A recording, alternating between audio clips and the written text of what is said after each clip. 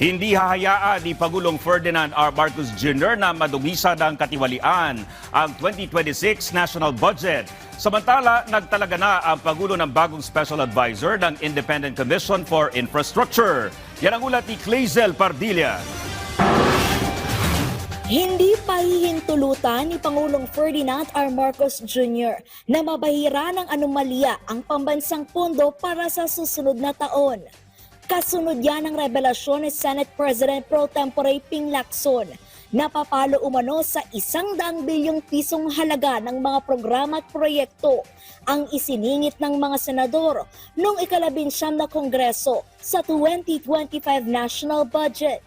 Kung meron man magkakamali o magiging anomalyang muli ang gagawin na budget sa 2026, yan po ay kanyang ibibito. So makakasiguro po tayo with all these things happening, makakaasa po ang taong bayan na magiging maayos ang 2026 budget at hindi po pahihintulutan na ng Pangulo ang mga maaanomalyang proyekto. Nanindigan ang Malacanang na lilimasin ang pondo para sa mga flood control project sa susunod na taon. Ang gagamitin ang natitira pang pondo ngayong 2025 at warranty sa mga bara-bara at guni-guning proyekto na nabayaran na ng gobyerno. Liability po nila ito at dapat nila po itong tapusin.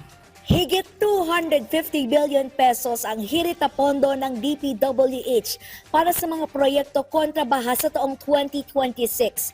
Pero pinalilipat na ito ng presidente sa iba't ibang ahensya.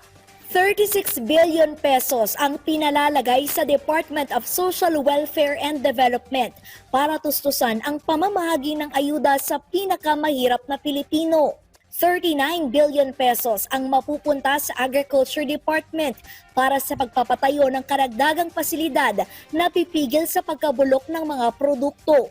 Pinalilis din ang halos 90 billion pesos na budget para sa Health Department at PhilHealth na magpapataas sa pondo ng zero balance billing at libreng gamot para sa mga may hirap.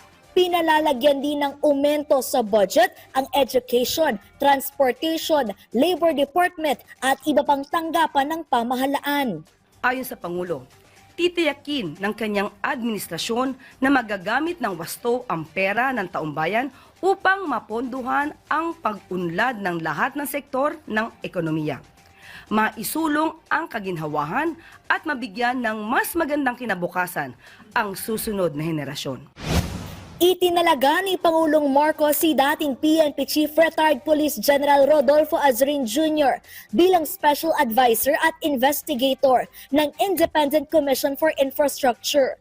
Ito ang komisyong nangunguna sa imbestigasyon ng maanomalyang flood control project. Nagpasalamat naman ang Pangulo kay Baguio City Mayor Benjamin Magalong sa kanyang serbisyo. Tiwalang administrasyon sa tulong ni Azurin mapananagot ang mga nasa likod ng katiwalian. Clazel Pardilla para sa Pambansang TV sa Bagong Pilipinas.